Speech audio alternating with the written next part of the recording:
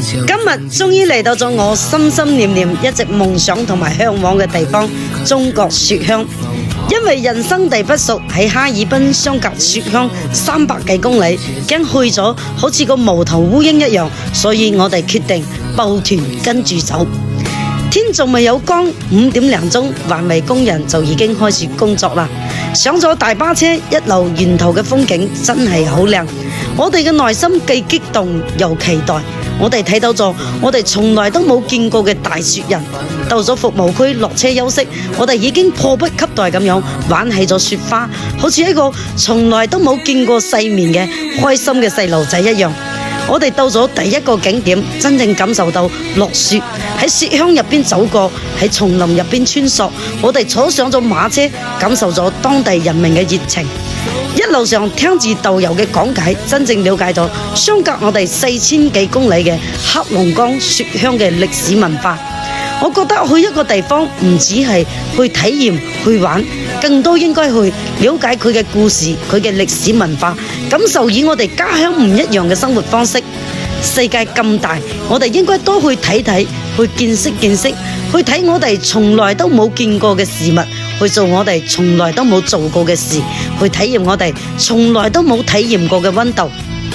我哋到咗第二個景點十里瓦洛，呢度有身在零下30幾度仲喺度活潑亂跳嘅綿羊，有可愛又迷人嘅雪湖。我哋嚟到咗熊出沒、光頭強斬毛嘅拍攝地點，睇到咗1米幾厚嘅雪地，仿佛自己就身喺童話世界入邊。我哋仲體驗咗潑水成冰，呢度真係好靚，係我哋用語言以及鏡頭無法描述得到嘅靚。呢一趟讓我感受到遠在他鄉人民嘅生活。一路上我哋經過咗長白山，仲有五常大米之鄉，真係感觸好深好深。年邁嘅老媽子亦玩到好似個細路仔一樣咁樣，開心到不得了。呢度好凍，但係呢度真係好靚。攞起雪花嘗咗下味道，大自然真係好奇妙。天南地北各有各嘅特色，我哋一路行行走走，用鏡頭記錄低咗呢一切。聽當地嘅人民講啊，10幾年前呢度落雪連門都打唔開㗎。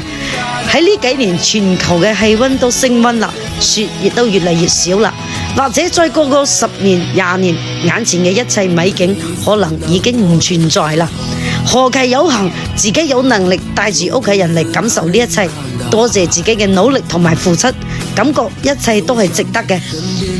我哋到咗住宿嘅地方，亦都係我哋第一次感受到睡喺東北大坑嘅感覺。開門伸手就可以摸到雪花，黑龍江中國雪鄉，有機會一定要帶你哋嘅屋企人嚟感受一次。